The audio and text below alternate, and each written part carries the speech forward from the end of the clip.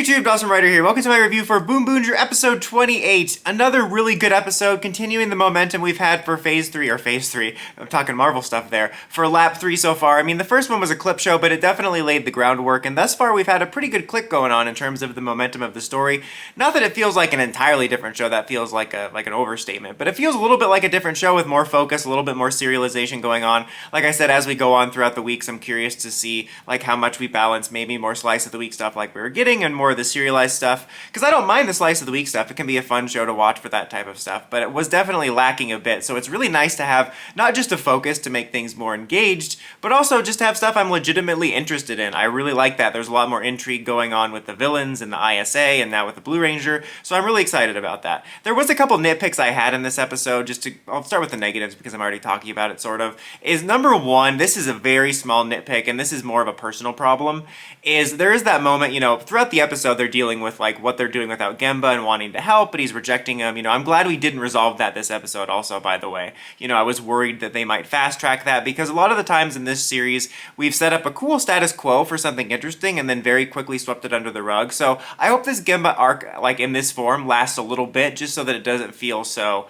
rushed like a lot of the other things. But anyway, they're dealing with that throughout the episode, and then as a result, when you get to the battle, you know, the end battle, although of course Red is busy fighting New Mad Rex, we have the others fighting, and they're like, oh, how do we do it without Gemba? Now obviously, yes, they're technically down 2 men, because Genba's not with them, and Red is fighting someone else, and this just activates my pet peeve, is I hate those episodes where you lose a team member for a temporary amount of time, and they're acting like, oh my god, how do we operate? Like, I hate that, because you operated fine. Like, it's like when the Sixth Ranger isn't there, you were fine before the Sixth Ranger, and so you already have like Purple to kind of fill the spot for Orange, and it's like, this is a series where you operated with a team of 5 and then a team of 3 to start. You're gonna be fine. I get the sentiment behind, like, you know, Genba brought something special to the team, but that's always something that just bothers me, because I mean, in general, it makes the teams seem pathetic that you always need that one team member, but it's just always silly when you operated with less team members and then suddenly later when you have more and you lose one, now you're helpless.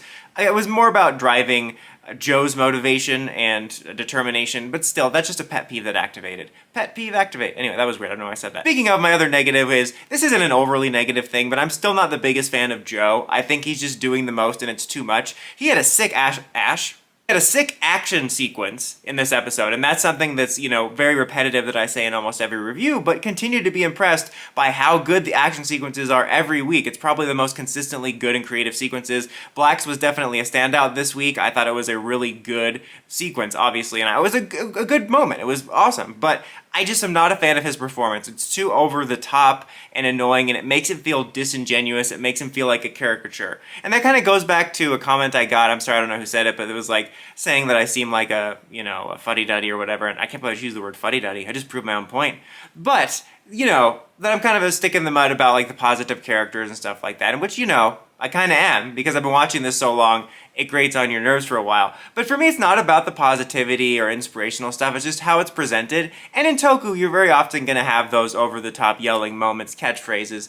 But when it's almost all feeling like that, it makes it feel like they're not a real character, and they're just a caricature. And that's kind of what Joe feels like to a degree. It just feels like he's shouting generic quotes and stuff, and I feel like, I don't know, I'm not a fan. I don't hate him like I do Hotaro, but he's the only one I don't like, and it comes across as disingenuous, so it kind of spoils those moments for me, because I don't really believe in him, if that makes any sense. Like, there's a moment at the beginning of the episode, this nice scene with Taya and his friend, where they're talking about all the good he's done and for kids, and like, I think they've done a good job getting me to like understand and believe in Taya's like desire to do good and to help people, and the way he's done that. So like, as a result, later if he has kind of a melodramatic moment talking about that, I feel like I'll believe in it, whereas with like Black Ranger, it's just, I don't know, it just feels annoying. So that was my only real negative, is Joe still annoys me, and I hate that stuff about like, oh, we're missing a Ranger. But other than that, great episode. Mad Rex is back in a very interesting way. I like that they linked it back to the plot from the carpet last week, and he's apparently currently under the control of Grimace. Is that his name? Disgrace, there we go. He's under the control of Disgrace, and I'm curious to see, I can't imagine that'll stick as just he'll be a lackey. I imagine, like, we'll see signs of him breaking free, so that'll be an interesting dynamic, but it was really cool to see him back. I'm glad he's back. I'm glad that the villain stuff in general feel like it's kicking into higher gear where they feel more like a threat. Like, Team Rocket is still Team Rocketing, but things feel like they're gaining momentum. It feels like the villains are having some smart plans. I really enjoyed all the stuff with the villains, getting to sort of reactivate that rivalry with him and Red, you know, splitting the teams up with the stakes feeling higher. The Monster of the Week had a very fun, cool design. Also a good fun mecha fight. I like that we brought back the police form. You know, we've been focusing a lot on 119, a little bit on the monster form. Obviously, Sakito's mech made his debut, so oftentimes those early auxiliary formations and stuff like that can get lost in the shuffle, so it was cool to see it back. And seemingly Disgrace recognized something about it. I'm not sure what that's about, but that was interesting. But then at the end of the episode, we also have something super intriguing where it looks like Blue Ranger is working for, or has worked for, one of the ISA guys. And that calls into question, maybe he was put in as a plant with Taya from the beginning, because we still haven't gotten his backstory, which is something I've mentioned almost every week, especially last week after we got more details about Orange's backstory and a big reveal. I'm like, man, what are they waiting for with the Blue Ranger's backstory? What are you waiting for, huh?